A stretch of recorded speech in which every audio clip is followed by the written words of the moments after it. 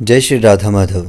ब्रज हास्य चरितम मूल रूप से एक रसिक संत के भाव राज्यों की अनुभूति पर आधारित ग्रंथ है, जिसका लेखन कृष्ण प्रेमी साधकों की चित्तवृत्ति भगवान श्री कृष्ण में लगाने के उद्देश्य से किया गया है। एक रसिक संत के भाव राज्य की अनुभूति होने से यह किसी शास्त्र के वाद विवाद के योग्य नहीं है। जय श्री कृष्ण।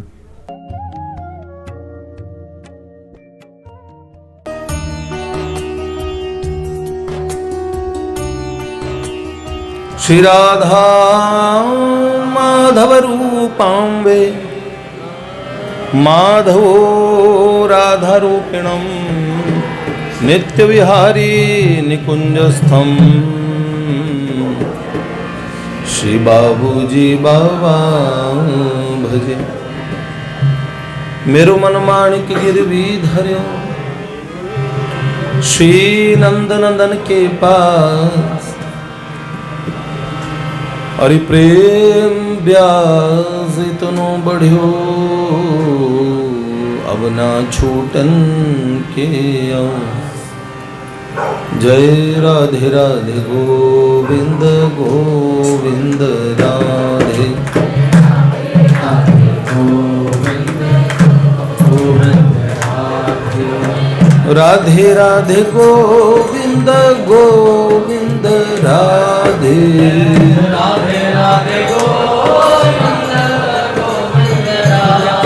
वत्सल भगवान की, परम पूज्य बाबूजी बाबा की, देवर्षि नारद जी महाराज की, श्रीमन नारदीयन कुंज की, कुंज विहारी विहारणी जू की जय जय श्री राधे श्याम।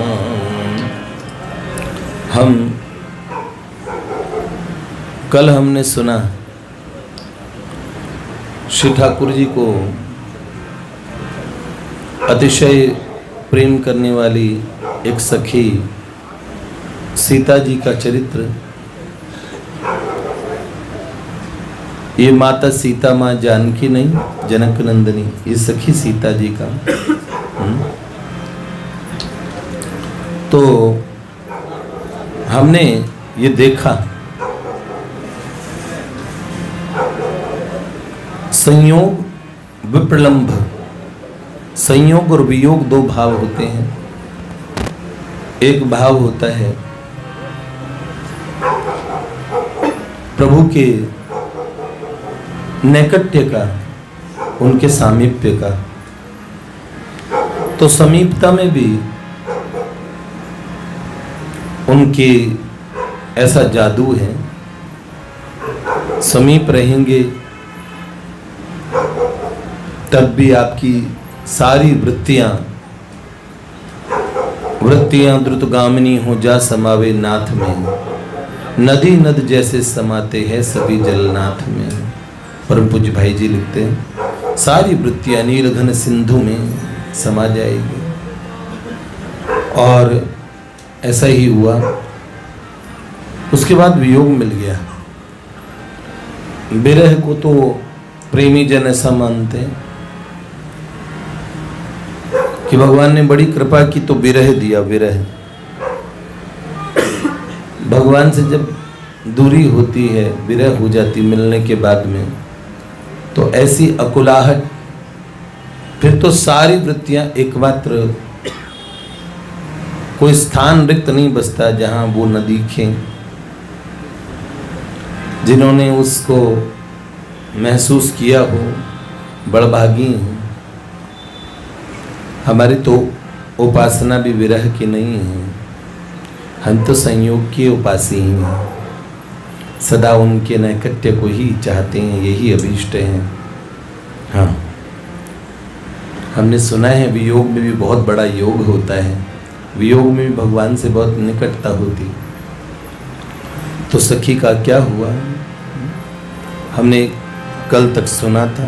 प्रेम में माधव के गोपी एक हुई जो बावली, प्रेम में माधव के गोपी एक हुई जो बावली, जेठ के दोपहरे को चांदनी रात कर दीनी अले जेठ के दोपहरे को चांदनी रात कर देनी अली प्रेम में माधव के गोपी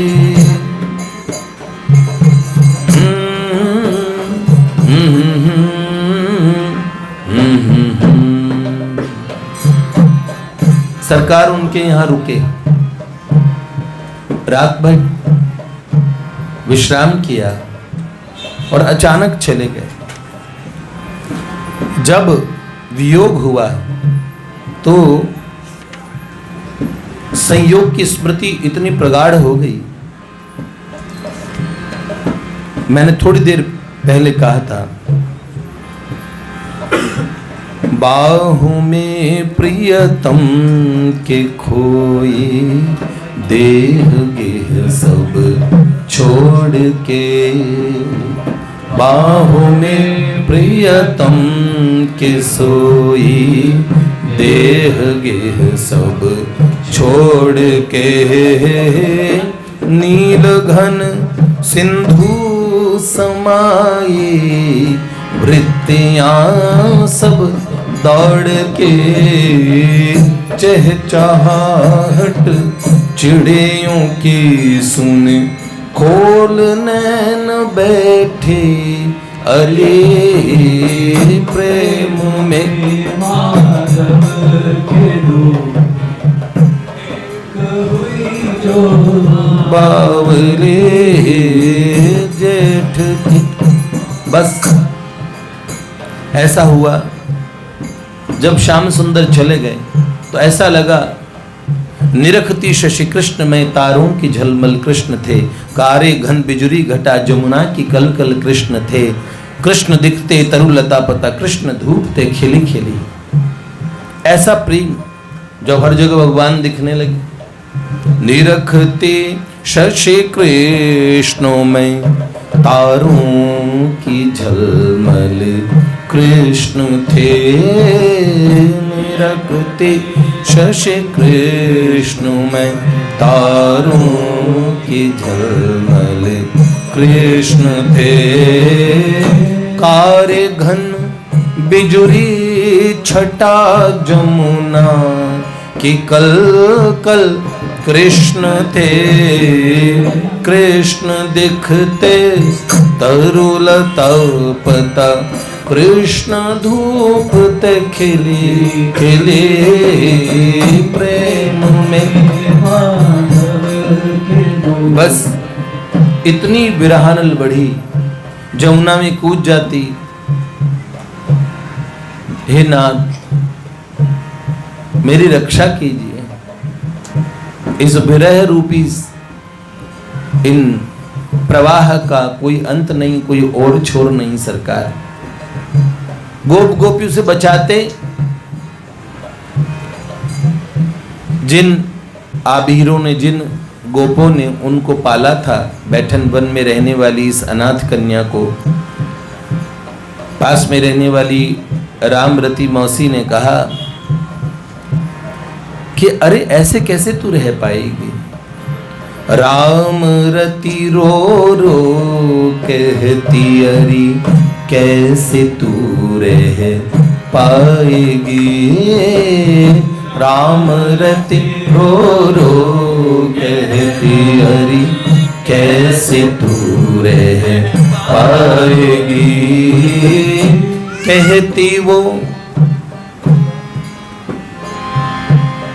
कहती वो मौसी सिया तेरी राम बिन मर जाएगी, मौसी कहे ब्रजराज कहाँ कहाँ तू अकिंचन लाडली।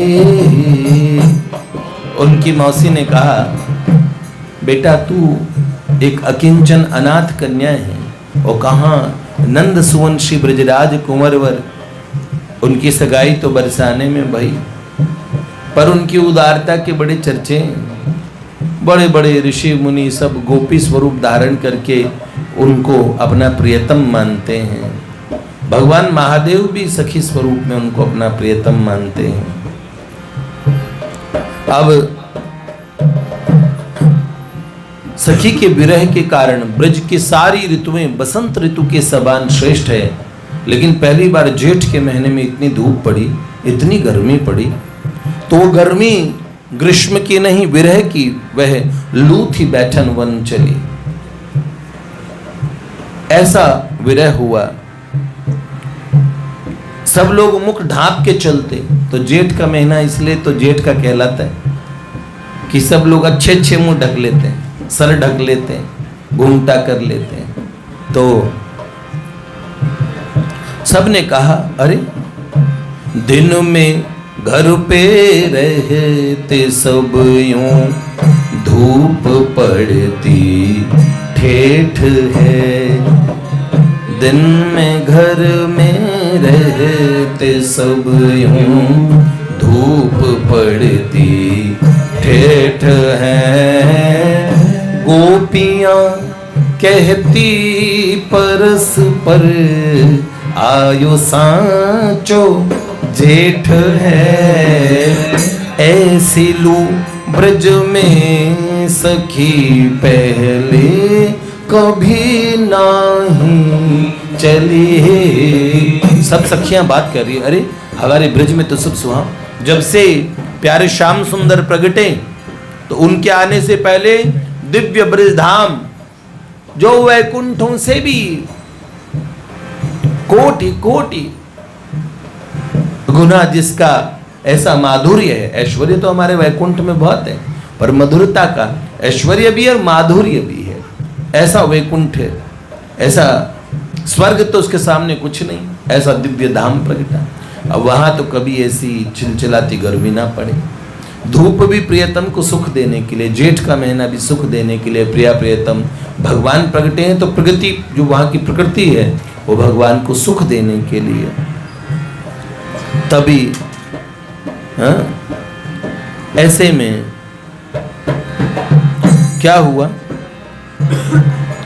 सीता यहाँ कभी धैर्य धरती, कभी वो धीरज छोड़ती। सीता यहाँ कभी धैर्य धरती, कभी वो धीरज छोड़ती। लिपटती वृक्षों से पीछे, तितलियों के दौड़ती।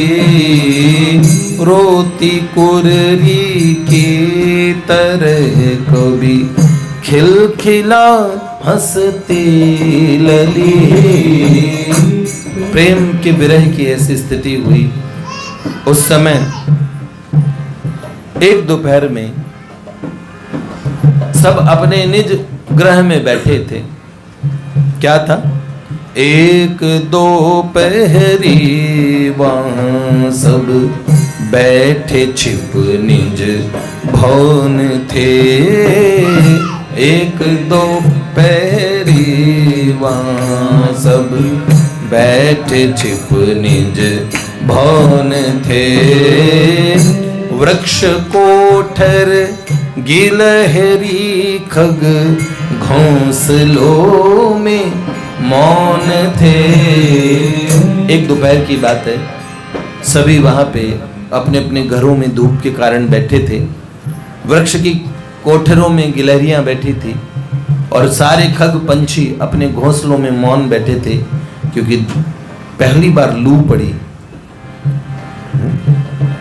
चांदनी निशा ऐसे दिन को समझ वो पगली चली।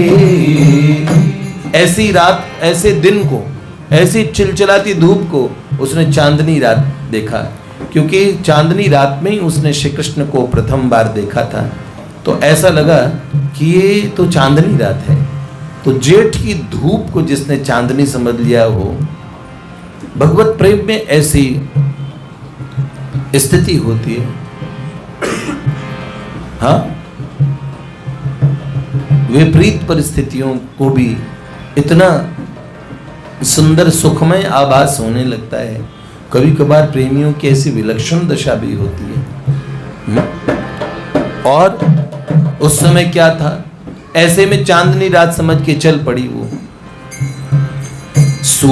सारे सूखे पत्ते ऐसे खड़खड़ कर रहे थे, सब त्रसित जंतु प्यासे थे। और ऐसे में विरहणी, उसे वो बाहर की जलन कुछ नहीं लग रही थी, उसके हृदय में जो भगवान से विरह नल था, जो विरह नल, विरह अनल, उसमें सूखे पत्तों की वो खड़ खड़ लू थी चलती साई साई। सूखे पत्तों की वो खड़ खड़ लू थी चलती साई साई। कुंड सूखे त्रसित जंतु सूर्य तपता धाए धाए। विरहणी के विरह आतप मानो दिशाएं 10 जली प्रेम। विरह आतप में 10 दिशाएं जलने लगी। ऐसे में उन्होंने जलते रवि को शीत चंद्रमा जैसा समझ लिया।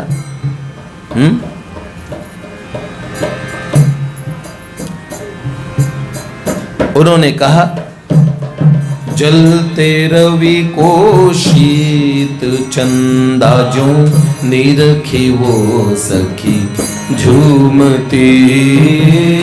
चल रही ठंडी हवा जो वो लू की लपटों में घूमती। रो रो कहे सुत नंद झूके आइए ये रहना भली। रो रो के कहती, हे नंद सुत, हे नंद झूके लाल, कितनी सुंदर रात है, देखो कैसी ठंडी हवाएं चल रही है। लू को हमने कहा, वल्लभ कुल की एक माई थी, जीवन भर भगवान श्री कृष्ण से बड़ा प्यार किया। उसकी साधना क्या थी, एक वृक्ष पे चढ़ जाती और गोकुल की दिशा में देखा करती और कहती थी, गोकुलेश गोकुलेश गोकुलेश, हे गोकुल के ईश्वर। भगवान उनको उसी साधना से मिले, जिसकी जैसी चाहत, जिस प्रकार की वो साधना करे। कहा, सरकार देखिए कितना सुंदर चंदा छाया, देखो आकाश में। भयंकर लू थी, भयंकर सूर्य तपता था। क्या कहा, देखिए प्राणेश इतराता शशि सो लहकला। देखिए प्राणेश इतराता शशि सो लहकला। मैं कहती मुख मेरे पीका कोटि चंद्रों से भला। आ चिढ़ाई ना शशि को ढांप मुख हंसती अली। सरकार को कहा, देखिए सरकार, ये चंद्रमा क्या अपने सौंदर्य पे इतराता है? इसका सौंदर्य कुछ भी नहीं। मेरे प्रियतम का मुख चंद्र कोटि सुशीतल है, करोड़ों चंद्रमाओं से भी सुशीतल है। तो आप आइए ना, एक बार इस चंद्रमा को चिढ़ा दीजिए। हमने एक रचना में लिखा था कि 2 चांदों में 2 चांदों में होड़ मची सखी, देखी चलो छत पे चढ़ के। एक चंदा नंदालय में और दूजा बैठा नभ चढ़ के। चंदा नंदा और दूजा बैठा नभ चढ़ के, दो चांदों में होड़ मची सखी देख चलो सखी। देखो कैसे दो चांद है हमारे ब्रज में। एक चांद आकाश वाला बड़ा सुंदर है, लेकिन एक नंदालय में जो नंद महल में चंदा है ना, नील गगन देखो सखी ये चांद जो इठला के खिला, मोह लगे पहले कभी ये नील चंद्र से नहीं मिला, नहीं कभी निरखनी मंद मुस्कनी जो मृतकों को देती जिला। आहा ओ सखी ओ ओ ओ चांदों में होड़ मचे सखी कहती हैं अरे चंदा तू क्या देखता है? अभी तू इतना इतराता है क्योंकि अभी थोड़ी देर में नंद गेह की छत पे प्रियतम आने वाले हैं। श्याम सुंदर जैसे आके खड़े होंगे, उनका ऐसा सुंदर मुखारविंद, जब तुम उस ब्रज मंडल के राजकुमार को देखोगे, अरे चांद नंद गेह की छत पे प्रियतम आते ही होंगे अभी, नंद गेह की छत पे प्रियतम आते ही होंगे अभी, सुंदरता अभिमान भूलेगा ये चांदनी घोड़ा भी, तभी जमुना में कहीं डूब मरेगा फिर ना लौटेगा कभी। आहा ओ सखी ओ,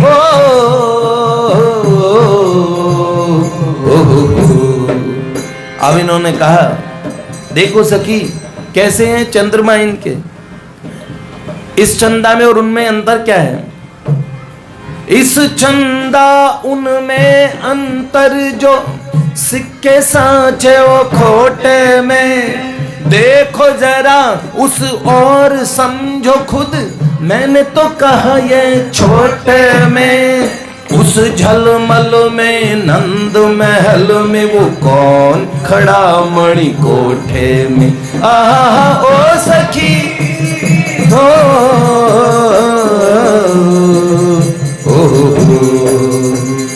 दो चांदों में होड़ मचे सके, एक चंदा नंदालय में और दूजा बैठा नभ चढ़ के। एक सखी दूसरी सखी से कहती देखो जरा इस चांद को, उस चांद का अंतर देखना जरा, देखो उस मणि कोठे में कौन खड़ा है। तो मणि में उज्जवल मंदिर में श्याम सुंदर जैसे बाहर निकल के आए, उसी समय अपने अपने भवन की छत चढ़ी तज लज्जा ब्रज गोरियां, लाजवंती बनिताएं झांक रही चुप चुप अपनी मोरियां, पल के बिछा कर उनकी प्रतीक्षा ये नंदगांव की छोरियां। आहा ओ सखी ओ,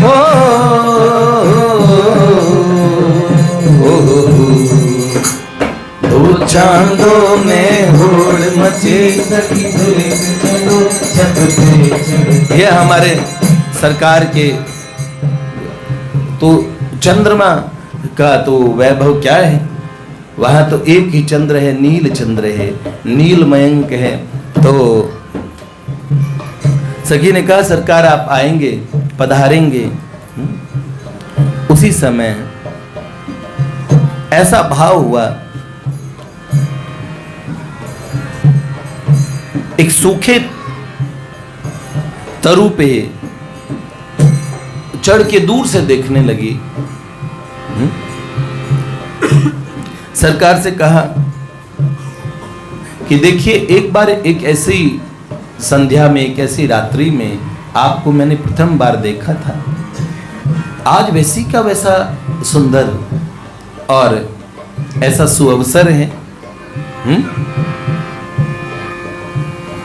याद है रैना थी चांदनी, प्रेयसी प्रिय से मिली, याद है रहना थी चांदनी प्रेयसी ये पिया से मिली। आज फिर तारों भरी ये रात आई, खिले खिले सूखे तरु की डाल चढ़ पिया को पुकारते बावली। प्रेम में माधव के गोपी एक हुई जो बावली। जेठ की दोपहरी को चांदनी, तभी चौकी दिशा चारों ने रखती, गोपी हुई वो अधीर है। चौकी दिशा चारों ने रखती, गोपी हुई वो अधीर है। जो बसे ब्रज में सो जाने ये प्रेमियों की पीर है। जो ब्रज में बसे, जो प्रियतम प्रेम के अधिदेवता, प्रेम के उन साक्षात मूर्तिमंत महासमुद्र भगवान को, श्याम सुंदर श्री ब्रजराज कुमार को देखें, उनके उस सुंदर प्रेम राज्य में वास करें, सो जाने की प्रेमियों की पीर क्या होती है। और तभी शाख टूटी तरु के तब भूमि पे गिरने लगी प्रेम में मां। तभी शाख टूट गई और धरती पे गिरने लगी। उसको तो अपना होश नहीं था, जिसे अपना होश नहीं होता श्री ठाकुर जी को उसका होश होता है। क्या हुआ? कोई नहीं जो राख ले बेचारी ब्रजबाऊ से, कोई नहीं जो राख ले बेचारी ब्रजबाऊ से। नील आ जानू भुजाओं ने तब ही आ थामा उसे, प्राण धन को पाके पुनि प्राणों ने निज गति थाम ली। प्रेम तभी जैसे गिरी वैसे ही सुंदर। हमारे सरकार कोटि चंद्रमाओं से गोरे हैं, लेकिन इनमें नीलाभा आती है, नील आभा आती है। तो नील आभा मतलब हल्का लाइट ब्लू कॉम्प्लेक्शन, उस गोरे रंग में हल्की नीलाभ आती है, बड़ी सुंदर लगती है सरकार। जैसे बहुत गौर वर्ण पे कोई जैसे नील प्रकाश की जब वर्षा करे ना, उसी समय क्या हुआ? ठाकुर जी ने अपने सुंदर आजानु भुजाओं में संभाल लिया और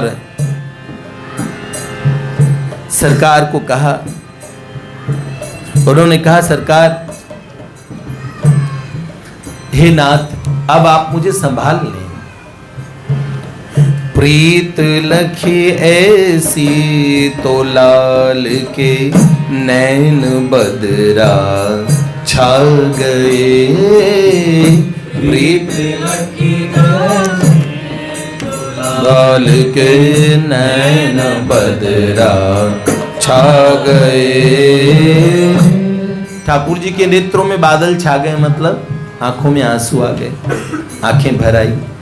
और उसी समय ये सखी जो सोच के चली थी कि जेठ की धूप को चांदनी रात समझ रही थी और सूर्य को चंद्रमा समझ रही थी, उसी समय भगवान ने ऐसा किया।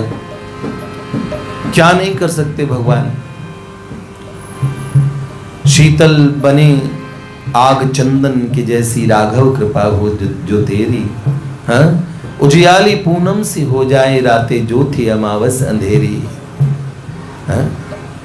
युग युग के प्यासे को तकदीर ने जैसे जी भर के अमृत पिलाया, ऐसा ही सुख मेरे मन को मिला है, मैं जब से शरण तेरी आया। श्री सर्वानंद तंत्राचार्य जी को बड़े, वो वज्रमूर्ख थे जब जन्मे, अपने दादा के रूप में वही थे, फिर पौत्र के रूप में वही प्रगटे। तो बाल्यकाल तो उनका ऐसा था कि कुछ भी नहीं पता। तो जटाधर नाम का जमींदार जो दादाजी के आशीर्वाद से पैदा हुआ था, माता पिता वरना माता वंध्या रह जाती उनकी, उस जटाधर नाम के जमींदार ने एक दिन कहा कि हमारे गुरुदेव तो बड़े विद्वान थे, ये उनका पोता कैसा आया वज्रमूर्ख गंवार। तो उनसे कहा, पंडित जी पूर्णिमा कब की है? तो साथ में एक नौकर थे, पूर्णा काका, पूर्णानंद नाम था। तो वो पूर्णा काका दादाजी के शिष्य थे। उन्हें यकीन था कि मेरे गुरुदेव ही पौत्र के रूप में प्रगटेंगे। उन्होंने भविष्यवाणी की थी कि मैं ही आऊंगा, मेरी संभाल करना। तो पूर्णा काका ने कहा ये चिढ़ाने के लिए बोल रहे हैं, सब इसका मूर्ख कह के, माता पिता जब मारते थे तो पूर्णा दादा आके बचाते थे। तो दादा कहते थे पिछले जन्म की स्मृति नहीं थी उस समय, अपने स्वरूप का भान नहीं था कि मैं क्या हूं। पर पूर्णा दादा कहते थे कि तुम इतने महान हो, इतनी महानता इस दुनिया में है नहीं, इतने महान हो। बार बार उसे बता, नहीं तुम एक महापुरुष हो, साधारण व्यक्ति नहीं हो। सब लोग हंसते कि पूर्णा दादा का इस बच्चे में बड़ा मोह है। नौकर थे पर सब उन्हें दादा ही कहते थे, घर में बड़े वृद्ध थे, दादाजी के समय के थे। तो जब जटाधर ने भरी सभा में मजाक उड़ाया कि महामूर्ख बता कब है पूर्णिमा, तो उसने कह दिया आज ही पूर्णिमा है, अमावस की रात थी। बहुत लताड़ा, बड़ी चोट लगी सर्वानंद जी के हृदय में। मध्य रात्रि में जाके बैठ गए, रोने लगे। भगवती की उपासना करते थे। तो भगवती ने कहा पूर्व जन्म में कि जाओ तुम्हारे वंशजों को मिलूंगी, तुम मेरी वाणी सुन सकते हो। तो बोले माँ मेरा ऐसा क्या अपराध है? तो बोला कौन से वंश को मिलोगी? तो बोले तुम्हारी इससे अगली पीढ़ी को, तुम्हारे पुत्र को, तुम आप पुत्र पौत्र के रूप में मैं ही प्रगटूंगा, मैं ही जन्म लूंगा। तो माँ के साक्षात्कार के लिए तो देवी ने कहा तुम जो उपासना कर रहे थे शवोपासना थी, भगवती के मंत्र करना इतना निर्भीक होके कि शव के ऊपर, तो शव किसका मिलेगा? और तभी पूर्णा दादा ने कहा आज की वो तिथि है, बेटा अपने स्वरूप पहचानो। ये मंत्र मुझे मेरे गुरुदेव ने दिया था कि ऐसी समय आएगा, उस समय वो मंत्र मैं अपने पोते के रूप में आऊंगा, तो मुझे मंत्र देना, मुझे विश्वास दिलाना कि तुम पिछले जन्म में ये थे। मैं जाति स्मृता अगर मेरे ना रहे, मैं भूल जाऊं, तो तुम याद दिलाओगे मुझे। तो पूर्णा दादा ने कान में कहा बेटा अब तू मूर्ख नहीं रहेगा, आज ही वो तिथि है, बैठ जा इसी अमावस की रात में। और अमावस की रात में बिठाया तो बोला शव साधना करनी है। तो बोला शव साधना कैसे करूँगा? तो पूर्ण दादा ने कहा बेटा मैं ही वो शव बनूंगा, मैं अपने प्राण त्यागता हूँ, अपना शरीर छोड़ता हूँ, तेरी उपासना तुझे भगवती मिल जाए। जैसे ही कहा तो उस बच्चे को पता नहीं था, उसी क्षण उन्होंने प्राण अवरुद्ध करके अपने प्राण छोड़ दिए। उस मृत शरीर के ऊपर शवोपासना वो देवी के मंत्र किए। थोड़ी सी उपासना बाकी थी, वो उपासना पूर्ण ही पूरा जंगल दिव्य प्रकाश से दमदमा उठा और भगवती की अलौकिक वाणी वरम ब्रूयात वत्स, वर बोलो बेटा। भगवती दिव्य स्वरूप में सामने प्रकट थी, कोटि कोटि सूर्यों के समान प्रकाश। भगवती ने कहा जा पुत्र बहुत प्रसन्न हूँ, तो वर मांग। तो जैसे ही देखा कहने लगा मेरे दादा का इनका क्या होगा? माँ ने कहा ये तो मेरी प्राप्ति करके मेरे नित्य लोक में मेरे पास पहुंच गए। तो फिर कहा आज तक सर्वानंद जी जीवित हैं, सैकड़ों वर्ष हो गए। भगवती से माँ से इतना प्रेम हो गया उन्हें, एकदम उस पुत्र भाव को ऐसा प्राप्त कर गए माँ ने कहा जा, मेरे पुत्र का अपमान किया है, आज की रात, ये मावस की रात, चांद प्रकट होगा। तभी उस गांव में चांद प्रकट हुआ, बंगाल में। और चांद प्रकट, जटाधर और उसके सब साथियों ने रात्रि में चांद देखा तो घबरा गए, और अगले दिन सब क्षमा मांगने उनके घर गए। तो सर्वानंद जी ने सबको क्षमा भी किया और उस स्थान को छोड़ा। अद्यावधि साधकों को दर्शन देते हैं, बहुत दिव्य महापुरुष हैं। भगवती की बहुत लीलाएं हुई। हम ये कहते हैं साधना और भगवान के प्रेम, भगवान की भक्ति में क्या नहीं हो सकता, सच में।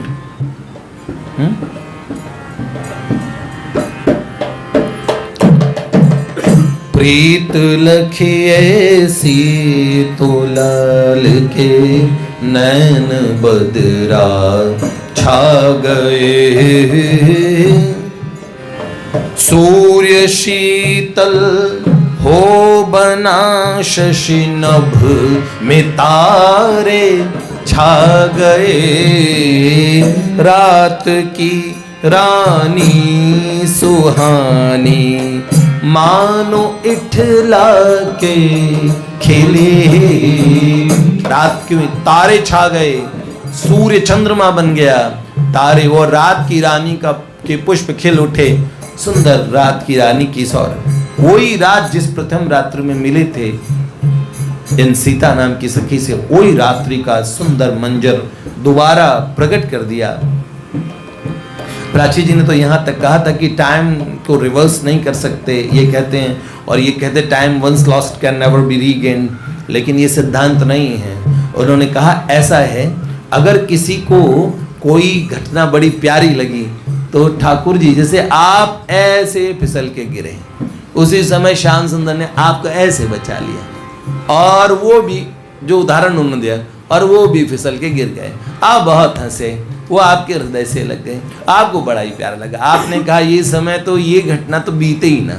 तो ठाकुर जी ये पूछते हैं क्या है दोबारा ऐसा करें?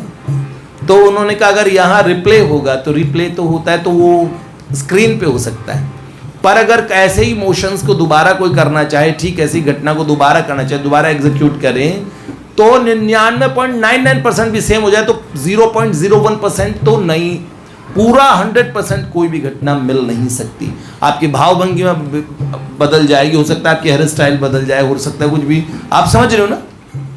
उस घटना को हूबहू वैसा का वैसा दोबारा उस टाइम को रिकैप करके दोबारा वो सामर्थ्य, उसी लीला का वैसा का वैसा आस्वादन कराने का सामर्थ्य, ये भगवान के अचिंत्य।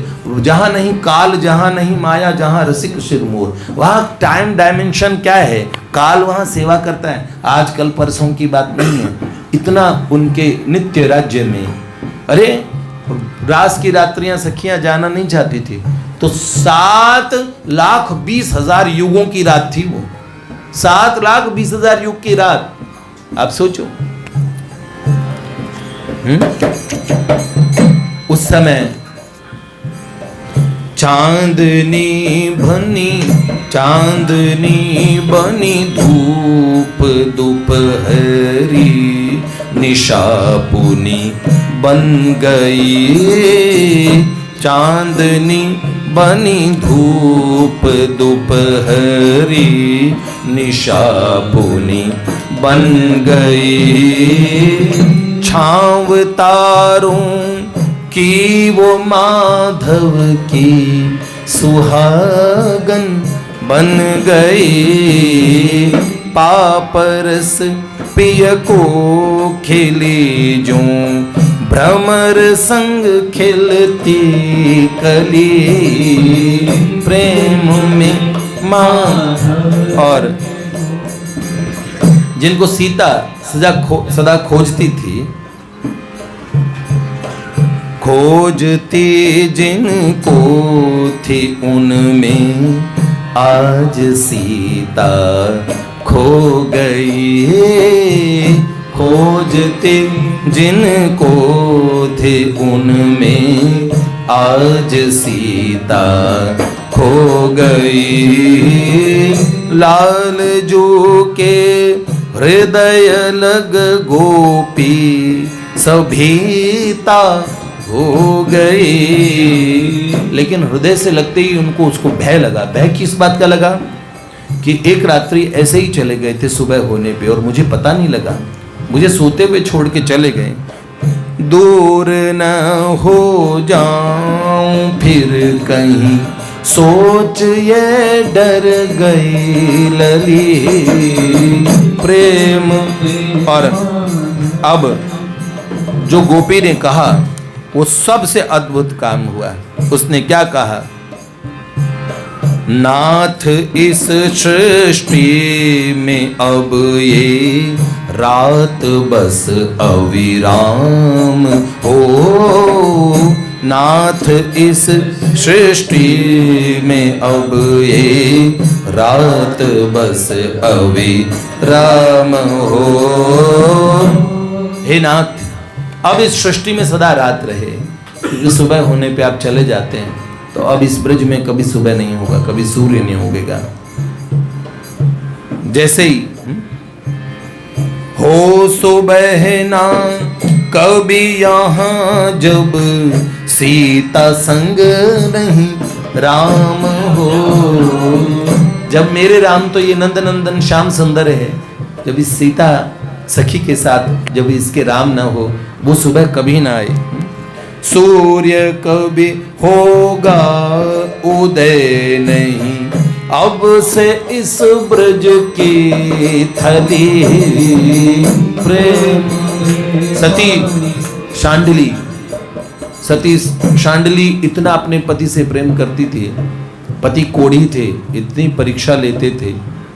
एक दिन उन्होंने कहा, देखो अगर मैं किसी और को पसंद करूं तो उन्होंने, जो आपकी मर्जी, मैं तो आपकी मर्जी में ही बहुत प्रसन्न हूं। तो उन्होंने कहा, देखो वो अमुक बारमुखी है, अमुक वैश्य है, उसके यहाँ मुझे लेके जाओ ना। तो उन्होंने कहा, पर वो मुझे स्वीकार नहीं करेगी। तो उसने कहा, मैं जाके बनाऊंगी, हाथ पैर जोड़ूंगी, मैं कहूंगी ऐसे ना करो, मेरे प्रियतम, मेरे पति की प्रसन्नता। उन्होंने बोला, लोग मेरा मुख नहीं देखते। पति ने सब प्रकार से परीक्षा ली। उसने कहा, नाथ आप ठहरिए, मैं लेके जाऊंगी, मैं बात करूंगी। और अपनी पीठ पे उस कोढ़ी जिस पे पूरे घाव थे शरीर पे, और उसको उठा के ले चली। और शरीर बड़ा सुकोमल था, कितना परिश्रम करना पड़ रहा था। अंधेरे में उस मार्ग से लेके जा रही थी। एक स्थान पे अंधकार में किसी चीज से टकराई, देखा कि राजा ने चोर समझ के मांडव्य ऋषि को समाधि में शूली पे चढ़ा दिया था। चोर गए, चोर भागे, राजा के सिपाही भाग रहे थे, सारा सोना चांदी महाराज जी के पास फेंक कर भाग गए। लोगों ने सोचा, सब सिपाहियों ने देखा, अच्छा अब समाधि का नाटक कर रहा है महाराज जी बनकर, सारे सामान रखा चोरी का। राजा के उठाया, उठे नहीं, तो ऐसे उठा के ले गए। राजा के पास गए तो राजा ने बहुत पानी और सब बौछार करवाई, नहीं उठे। अच्छा अब तो ऊपर से संत का नाटक करता है, तो अब तो मृत्यु दंड देंगे, शूली पे चढ़ा दूं। तो शूली एक ऐसा शूल धरती में गड़ा होता था, उसी पे बिठा देते थे, तो मस्तक तक भेद के चला जाता था। तो जैसे शूली पे बिठाया तो शूली का कोई उनको दर्द हुआ, वैसे के वैसे बैठे रहे। अब राजा को पता लगा जीवित थे वैसे के वैसे, और ये तो कोई दिव्य महात्मा है, आंख खोलेंगे तो पूरे नगर को शाप दे देंगे। ऋषियों के भय से राजा भी भयभीत रहते थे, क्योंकि ब्रह्म बल होता था उसी समय। और मांडव्य ऋषि को ऐसे छोड़ के सब भाग गए। राजा विचार कर रहे थे, मंत्रणा कर रहे थे, उधर मांडव्य ऋषि, रात हो गई, उसे चौक पे उन्हें शूली दी गई थी। वहां सती शव्या और का पति, और वो अपने पति को लेके जाती थी सती शांडिली, और टकरा गए। तो टकरा गए तो पापिष्ठ पति के स्पर्श से उनकी नींद, उनकी समाधि खुल गई। उनकी समाधि खुली, समाधि खुलते ही उनको भीषण, समाधि में तो कोई दर्द नहीं होता था, भीषण दर्द हुआ। इन्होंने जाके यमराज को शाप दे दिया था कि क्या, किस चीज का तुमने दंड दिया है। हाँ, तो ये बड़ी तेजस्वी ऋषि थे। तो मांडव्य ऋषि ने कहा, जिस मूर्ख के कारण हमें ये कष्ट महसूस हुआ, अब कष्ट देखो, सिपाहियों कारण भी नहीं हुआ, राजा कारण भी नहीं हुआ, क्योंकि समाधि में थे। कष्ट तो हुआ कि अगर ये पाप वाला शरीर इनका न स्पर्श होता, इनके कारण कष्ट, क्योंकि समाधि खुली तो दर्द हुआ। तो जिनके कारण, जिसके कारण मुझे ये कष्ट महसूस हुआ, वो कल सुबह का सूर्य नहीं देखेंगे। सुबह होने क्या, जैसे सूर्योदय होगा, सूर्योदय से मर जाएंगे। शाप सुना और पतिदेव कांपने लगे। उन्होंने कहा अब मैं नहीं बचूंगा, अब तो मैं नहीं बचूंगा, रोने लगे, दुखने लगे। तो पत्नी ने कहा नाथ आप चिंता न करें। उन्होंने कहा मैंने अगर मन वचन कर्म से आपकी आराधना की हो, मैंने आपसे ही प्रेम किया हो, त्रिभुवन में आपको ही भगवान मान के मैंने अपने जीवन की मेरी सारी वृत्तियां आप में हो, तो मैं ये संकल्प करती हूँ कि अब सूर्योदय इस सृष्टि में होगा ही नहीं। ब्रह्मा जी की सृष्टि में अब रात रहेगी, यहाँ पे इस भूमंडल पे सृष्टि का सारा सिस्टम बदल जाएगा। सुबह दोपहर शाम रात, ये तो सृष्टि का समय चक्र है। ब्रह्मलोक तक, देवलोक में भी हलचल मच गई कि अब सुबह नहीं हो सकती। सती के वचन, और उसी समय ब्रह्मा जी, विष्णु भगवान, भगवान महादेव और 10 लोकपाल, इंद्र वरुण यम वगैरह सब पहुंच गए और उनकी कुटिया में पहुंच गए। महान प्रकाश से दिव्य कुटिया, देवी शांडली को सबने प्रणाम किया और कहा देवी आप ये संकल्प हटाएं। उन्होंने बोला भगवान ये संकल्प तो नहीं हटाऊंगी, वो सुबह ही नहीं देखनी जिसमें मेरे पति मेरे साथ ना हो। तो उन्होंने कहा अगर तुम्हारे पति इस देह में बड़े कष्ट में हैं, तो अगर वो उस समय जाएं और जाते ही फिर उनको नव यौवन दिव्य स्वरूप हम दे दें, शाप भी हो जाएगा पूरा और हम उनको इन कष्टों से मुक्ति दे देंगे, सदा के लिए दिव्य लोक में अपने पति के साथ में रहो। तब उन्होंने सूर्योदय करने दिया। ये सामर्थ्य था। जैसे ही बोला कि अब यहां ब्रज में सूर्य नहीं होगा, तभी आकाशवाणी हुई। योग माया ने बोला अरे यहाँ तो रात्रि दिन सब श्याम सुंदर की लीला कैसे होगी, इतने सुंदर सुंदर किशोरी जी सब सखियां सब कभी सूर्य पूजन को जाती हैं, कभी तो ये तो ब्रज तो लीला में प्रभु का धाम है। यहाँ तो सर्दी दोपहर गर्मी रात और जो बरसात और सब सब उनकी लीला के साधन हैं। तो उन्होंने कहा योग माया नभ से बोली गोपिये नहीं शाप दो, योग माया बोली गोपिये नहीं शाप दो, रात दिन सुख में युगल रहे देवी ये वर आप दो, मेरे वर से बिरह अब कभी तुमको नहीं होगा अली। भगवान की योग माया महाशक्ति आकाशवाणी से बोली देवी हम दोनों वरदान देते, तुम मुझे वरदान दे दो और मैं तुम्हें वरदान देती हूँ। तुम ये वर दो सीता कि ये प्रिया प्रियतम युगल सरकार यहाँ ब्रज में आनंद में रहें, दिन रात होते रहें, कोई प्रॉब्लम नहीं। मैं वरदान देती हूँ कि अब तुम्हें विरह कभी नहीं होगा, तुम्हारे प्रियतम श्याम सुंदर सदा तुम्हारे संग ही रहेंगे। तो क्या कहा अब तुम यहाँ से कहाँ जाओगी? नंद गृह जाऊ सखी जहाँ रहती जसुमती नंद हैं, नंद गृह जाऊ सखी जहाँ रहते जसुमती नंद है, प्रेम मंदिर पी का आंगन बर से नित आनंद है, अब से उस आलय को ही तुम निज सदन समझो अली। जहाँ नित्य आनंद बरसता है आज से उसी नंदालय में चली जाओ, उस नंदालय में सदा रहना।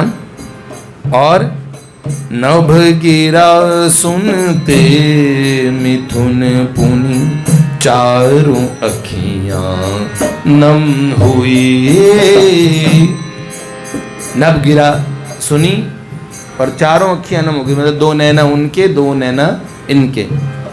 नभ गिरा सुनते मिथुन पुनि चारों अखियां नम हुई,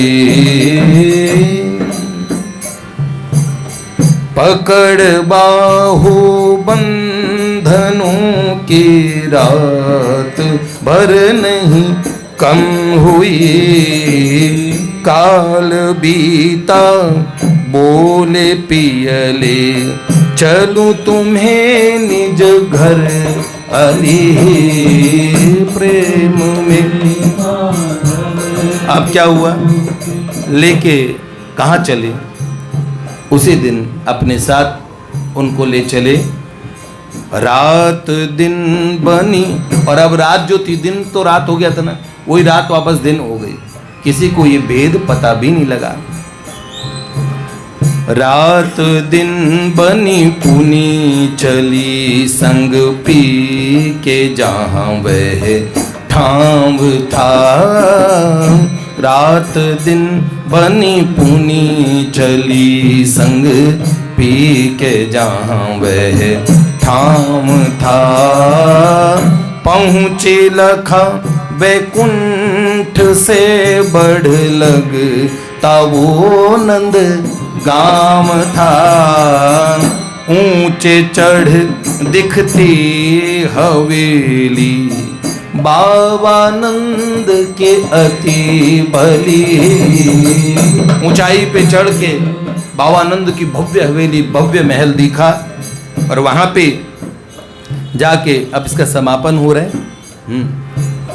लाल लखी दौड़े सभी पुनि त्याग के निज भवन हैं। लाल लखी दौड़े सभी पुनि त्याग के निज भवन हैं। पूछती अमला विभावरी लाल तेरे संग कौन है। गोपियाँ अति प्रेम पूछती फिर भी सकुचाती अली। सबने पूछा लाला इस संग में कौन है। आसपास आके लोग पूछने लगे अरे तू दिखा नहीं। वहाँ तो क्या होता है कि अगर दोपहर में देखा हो, गोधली तक कहते अरे कितनी देर से नहीं देखा, मिलवो नैना नहीं को नी को। सबको ये भाव रहता है कितने को दिन वैजू गए बिन देखे। सुबह मिले, शाम तक लगता है कितने दिन हो गए हम मिले नहीं। और माँ ने, माँ रोहिणी बड़ी व्याकुल थी, और जैसे लाला आए हैं ऐसे सुनते ही माँ जशोमती दौड़ पड़ी, और सभी उनकी ताई चाचियाँ भगवती पीवरी, तुंगी, अतुल्या, कुबला, इन्होंने सब लालजू को घेर लिया। और आए बाबा नंद जो कुछ श्वेत दाढ़ी मूछ थी। आए बाबा नंद जो कुछ श्वेत दाढ़ी मूछ थी। रोहिणी कुबला अतुल्या ये कौन है लाला पूछती। पूछे जसोदा लाड से तेरो नाम क्या मेरी लाडली। बड़ी प्यारी सी, अरे तो बड़ी नौनी सी है, बड़ी प्यारी सी है, बड़े अरे मेरी लाडली तेरा नाम तो बता। सखी ने संकोच के कारण कुछ बोलती, उससे पहले ठाकुर जी ने बोला। बोले मृदु माधव जुमैया सीताया को नाम है। बोले मृदु माधव जुमैया सीताया को नाम है। बाबा मैया नाहिया के बन बठेन में गाँव है। मैया तेरे ब्रज अनाथनी कैसे रहती ये अली। मैया इसके भैया बाबा ना ये अनाथ है, पर तेरे ब्रज में कोई अनाथ नहीं रह जाती। तो फिर क्या किया, सीता ने बड़े सादर माँ यशोदा के चरणों को छूते हुए प्रणाम करते हुए कहा, बोली सिया चाहती रहना मैं मैया आपकी टहल में, बोली सिया चाहती रहना मैं मैया आपकी टहल में, माँ मुझे दासी बना रखो अपने इस निज महल में, ना नहीं करना जननी अब कह के ये रो पड़ी अली। हे जननी, हे माता, आप मुझे मना न करना, आप अस्वीकार न करना, मुझे अपने इसी महल में रखो जननी। जैसे कहा, माँ यशोदा कंठ लगा के रोने लगी, क्योंकि वो ठाकुर जी की भी माँ है। तो क्या कहा, जैसे वो करुणामय है तो वो करुणामय की माँ है। कंठ लगा लगी रोने जसोदा तू रूप सीता सी देवी का। अरे सीता, तू तो कोई सीता जी जैसी कोई देवी लगती है, हाँ? कितनी शालीन, कितनी सौम्य है। कंठ लगा लगी रोने जसोदा तू रूप सीता सी देवी का, रानी सी रखूंगी तुझे बेटी नहीं तू सेविका। तुझे रानी की तरह रखूंगी बिटिया, यहाँ कोई सेविका नहीं है, सब महारानियां हैं। आज से जितना ये मेरा उतना तेरा घर अली। प्रेम लाली, आज से ये घर जितना मेरा है उतना तेरा है। फिर कहा, माँ की ममता देख अखियां सबकी वहाँ बहने लगी। माँ की ममता देख अखियां सबकी वहाँ बहने लगी। सीता उस दिन से ही नंदाले में नित रहने लगी। और क्या हुआ, जब भगवान हमें बुलाते हैं, ध्रुव जी भगवत धाम जा रहे थे, भगवान के विमान लेने आए तो नंद सुनंद नाम के पार्षद लेके जा रहे थे, तो दिव्य विमान में बैठे ध्रुव जी अचानक रोने लगे माँ को याद करके। तो भगवान के पार्षदों ने कंधे पे हाथ रख के कहा, ध्रुव जी चिंता न करें, आप माँ सुनीति ने, एक माँ ने बचपन में आपको उपदेश किया था, तो जिस माँ ने उपदेश किया भगवान की भक्ति का, वो माँ कैसे रह जाएगी। देखो दूसरे विमान में देवी सुनीति, वो जो दिव्य स्वरूप में जा रही है, तुम्हारी माता जा रही है, तुमसे आगे, तुमसे पहले वो वहां पहुंचेगी। तो भगवान अपने प्रेमियों की यह न अधिक रघुबीर बढ़ाई, प्रणत कुटुंब पाल रघुराई। भगवान अपने शरणागतों के कुटुंब क्या भी लाड़ करते हैं, उनके जैसा ऐसा कोई नहीं है। उसी समय, क्योंकि सीता का तो अपना घर कोई नहीं था, लेकिन कोई तो था। कौन था? हाँ, सीता उस दिन से ही नंदाले में नित रहने लगी। तुलसी तरु शहतूत भी और कजरी वहां पहुंची भली। उसने देखा, बस एक बात हृदय में सीता के आई कि वो आंगन साक्षी था इनके आने का, तो वहां एक तुलसी हुआ करती थी हमारे आंगन की, उस तुलसी की कौन सेवा करेगा। शहतूत के पेड़ ने मेरी सब परिस्थितियों में उसकी छांव में रही हूं। और तीसरी, हमारे घर के चौक में एक गैया बंधी है, गौ माता खजरी, तो इन तीनों ने ही उन श्याम सुंदर को देखा था। चौथी मैं थी, तो मुझे तो उनकी प्राप्ति हो गई। उन तीन का क्या हुआ होगा? ठाकुर जी हाथ पकड़ के ले गए। बाहर जाके देखा तो आंगन में सुंदर वही शहतूत का वृक्ष लगा है, तुलसी जी का बिरवा दिखाया और कजरी गैया ठाकुर जी के नंद महल की ड्योढ़ी के पास उनके पार्षद लेके खड़े हैं ठाकुर जी के। तभी पहुँचे हम सब भी वहाँ जो गोपियों का देश है। पहुँचे हम सब भी वहाँ जो गोपियों का देश है। सके पहुँचे जहाँ बहती जमुना ये लीला का उद्देश्य है। गाथाएं माधव की माधुरी गाती फिरती गली गली। प्रेम में माधव के गोपी एक हुए जो बावली।